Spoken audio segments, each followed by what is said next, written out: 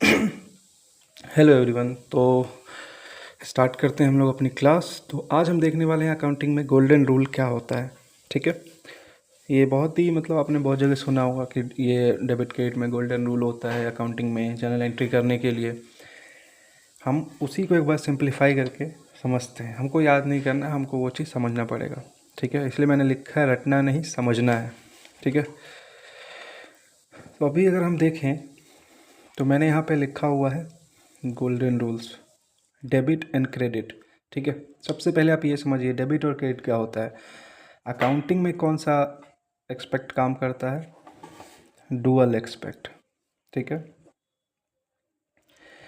जो मैंने आपको कॉन्सेप्ट में बताया था। तो डुअल एक्सपेक्ट कॉन्सेप्ट में क्या होता है, हर एक ट्रांजेक्शन का दो इफेक्ट होता है। ठीक है, एक अगर इन होगा तो एक आउट होगा, एक ज़्यादा होगा, एक इंक्रीज़ हो रहा होगा तो एक डिक्रीज़ हो रहा होगा। ठीक है, दो साइड होते हैं। तो दोनों साइड को रिकॉर्ड करने के लिए हमारे पास दो की है। ठीक है, इसको ही हम डेबिट और क्रेडिट बोलते हैं।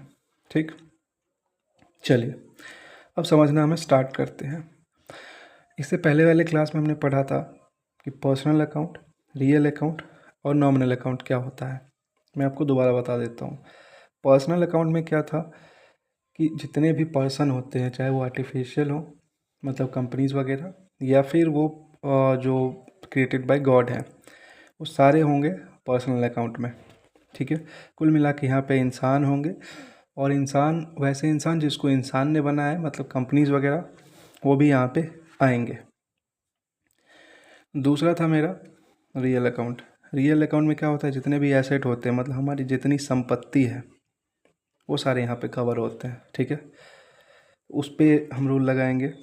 और तीसरा मेरा आता है नॉमिनल अकाउंट, जहाँ पे सारे खर्चे और जितनी कमाई है हमारी, ठीक है, वो सारे कवर होते हैं। तो अकाउंटिंग बोलता है पहला कि डेबिट द रिसीवर और क्रेडिट द गिवर। अगर वो पर्सनल अकाउंट है, पहले तो आपको ये पहचानना पड़ेगा कि अकाउंट कौन सा है, पर्सनल है, रियल है, नॉमिनल है, जो बहुत ईजी है। अब देख लो उसमें कोई पर्सन इन्वॉल्व है, that is personal account.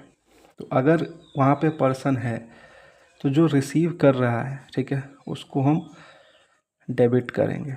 Debit ऐसे लिखा जाता है अकाउंटिंग में। और अगर कोई दे रहा है, क्रेडिट द गिवर। ठीक है, अगर कोई दे रहा है तो उसको हम क्रेडिट करेंगे। ये मैं अभी फॉर्मेट पे इसलिए नहीं जा रहा हूँ कि हमें बस अभी ये देखना है कि डेबिट क्रेडिट कैसे हो रहा है। ठीक है, जब हम जर्नल एंट्री प्रॉपर करेंगे तो हम समझेंगे कि फॉर्मेट में कैसे लाना है इसको। ठीक है, तो जब भी कोई डेबिट द रिसीवर और क्रेडिट द गिवर, मतलब जो रिसीव कर रहा है उसको डेबिट करेंगे, ठीक है, जो दे रहा है उसको हम क्रेडिट करेंगे। पहला रूल ये है। ठीक है, दूसरा रियल अकाउंट।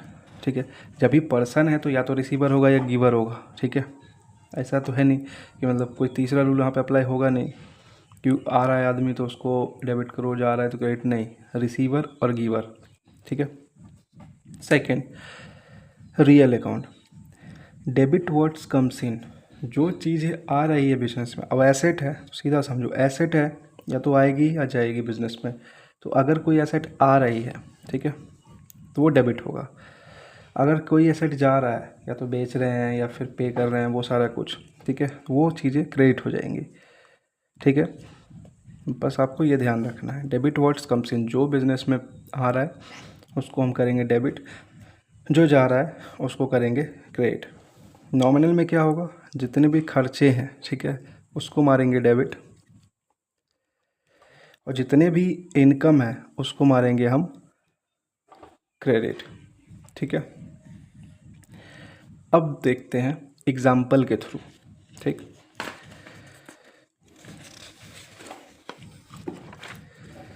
देखिए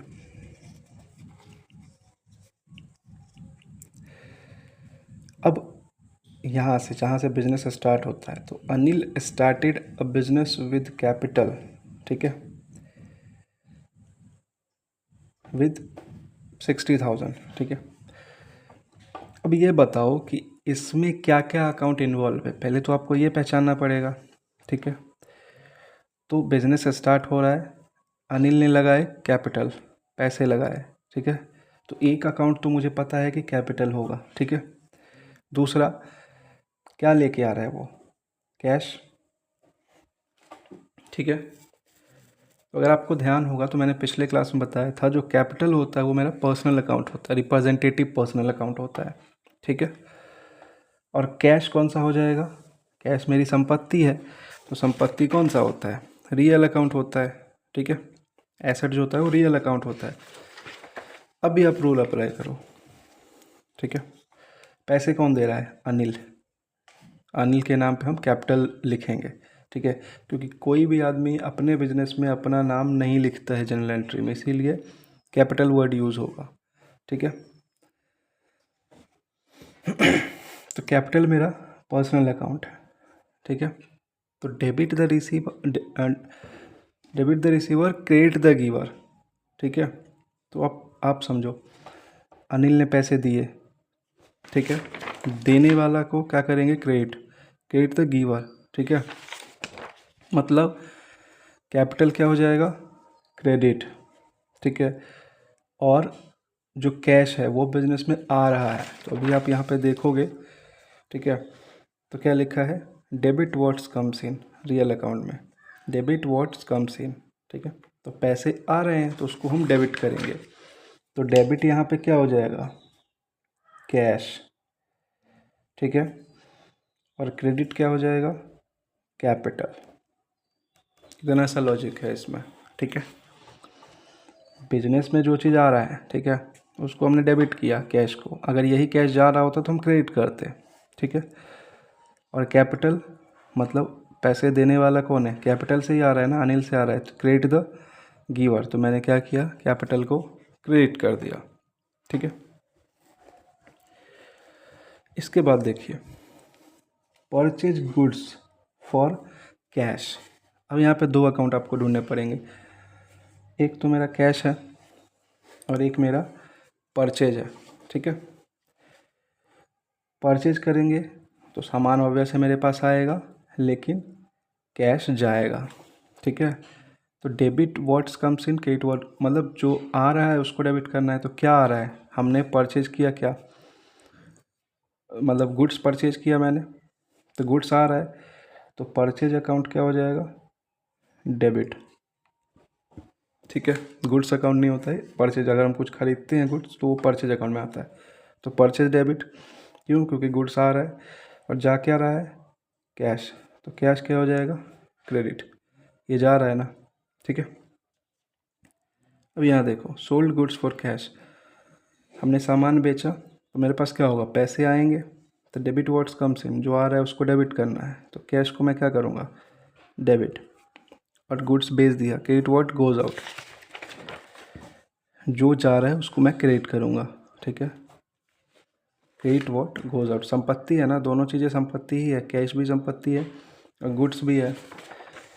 तो जब भी हम गुड्स सोल्ड करेंगे कैश में तो क्या होगा, कैश मेरे पास आएगा तो मैंने कैश को डेबिट किया, और गुड्स मेरे पास से जाएगा तो जो सेल्स अकाउंट होगा उसको मैं क्या करूँगा, क्रेडिट करूँगा, ठीक है।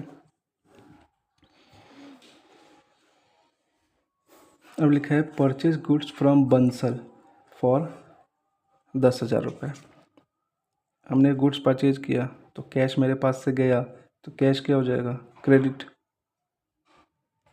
संपत्ति कैश गई ना तो क्रेडिट, और गुड्स आया तो डेबिट, बस यही तो है, और क्या है इसमें, ठीक है। अब यहीं पे मैंने फर्नीचर ख़रीदा बिजनेस में, तो फर्नीचर आया, ये सारे क्या हैं, रियल अकाउंट है, इसलिए मैं देख रहा हूँ कि क्या आया क्या गया, ठीक है। तो फर्नीचर मैंने परचेज़ किया तो फर्नीचर आया, तो फर्नीचर क्या हो जाएगा, डेबिट, आने वाली चीज़ डेबिट होती है, और गया क्या, कैश, तो कैश क्या हो जाएगा, क्रेडिट, ठीक है। मैंने रेंट पे किया, अब रेंट क्या है मेरा, रेंट खर्चा है, तो रेंट को क्या करना है, यहाँ सिंपल रूल है, रेंट को क्या करना है, मतलब जो भी खर्चे हैं उसको डेबिट करना है, ठीक है। तो मैंने रेंट को क्या किया, डेबिट, और रेंट पे किया तो मेरा क्या गया, कैश, यहाँ पे कैश मेरा हो जाएगा क्रेडिट, ठीक है। रेंट मेरा एक्सपेंस है, नॉमिनल अकाउंट। तो नॉमिनल अकाउंट का रूल याद करो, जितने भी खर्चे हैं सब डेबिट, ठीक है। अगर इनकम होगा तो क्रेडिट हो जाएगा। तो यहाँ पे मेरा एक्सपेंस था और मैंने पे किया कैश, तो रियल अकाउंट के हिसाब से क्या होगा, जो चीज़ जा रही है उसको हम क्या करेंगे, क्रेडिट, ठीक है। तो नॉमिनल और रियल दोनों अकाउंट है, क्योंकि रेंट जो है नॉमिनल है और कैश क्या है, रियल, ठीक है। वैसे ही इसको देखो, वेजेज पेड 2000, अगर मैंने वेज पे किया, वेज मतलब मजदूरी कह सकते हैं उसको, ठीक है। तो ये भी खर्चा है, खर्चे डेबिट हो जाएंगे। क्रेडिट क्या हो जाएगा, कैश, ठीक है, क्योंकि कैश जा रहा है। ये भी सेम ही है, ये मैंने दोबारा लिख दिया था। अब मशीन आपने बेचा, मशीन हमारी क्या है, संपत्ति है, बेचा मशीन तो मशीन जाएगा, ठीक है। तो अब रूल देखिए आप, रूल क्या है, debit words comes in credit words good out. तो मशीन जा रहा है तो मशीन को हम क्या करेंगे, क्रेडिट। आएगा क्या मेरे पास, मशीन के बदले कैश। तो जो आ रहा है उसको डेबिट, जो जा रहा है उसको क्रेडिट, ठीक है। तो बस आपको ये ध्यान इसमें रखना है कि मेरा जो है आइटम वो क्या है, रियल है, मतलब वो पर्सनल अकाउंट है, या फिर वो मतलब एसेट है, रियल अकाउंट है, या फिर खर्चा है। अगर वो खर्चा है, ठीक है, तो वो डेबिट होगा। अगर इनकम है तो क्रेडिट होगा। अगर वो रियल अकाउंट है, मतलब एसेट है, तो अगर एसेट आ रहा है बिजनेस में तो डेबिट, जा रहा है तो क्रेडिट। वहीं जो मेरा रियल पर्सनल अकाउंट है, जो पैसे रिसीव कर रहा है उसको डेबिट, जो दे रहा है मतलब उसको क्रेडिट, ठीक है। यही बस मेरा गोल्डन रूल है, ठीक है, जो आपको जनरल एंट्री बनाने में काम आएगा। इसके बिना आप जनरल एंट्री नहीं बना सकते, बना सकते हैं, दूसरा भी रूल है, ठीक है, लेकिन इसको ध्यान रखना बहुत ईजी होता है। तो आप इसको बस ध्यान रखिए, जब हम जनरल एंट्री करेंगे तो हम एक एक करके दोबारा करेंगे और डिटेल में करेंगे, ठीक है। सिर्फ इतनी ही एंट्री नहीं होती, एंट्री बहुत सारी हो सकती है। मैंने बस एग्जांपल दिया है जिससे आप ये चीज़ें समझ सकते हो, ठीक है। बस चीज़ों को आपको ध्यान रखना है। ऐसे ही मतलब वीडियो को देखते रहें, मैं आगे जो अगला चैप्टर होगा वो अकाउंटिंग इक्वेशन लेके आऊँगा, तो आपको एसेट लायबिलिटी इन सारी चीज़ों पे क्लैरिटी मिल जाएगी, ठीक है। और आपको डेबिट क्रेडिट भी ज़्यादातर समझ में आने लगेगा उसके बाद, ठीक है। तो ऐसे ही वीडियो को देखें और लाइक करें।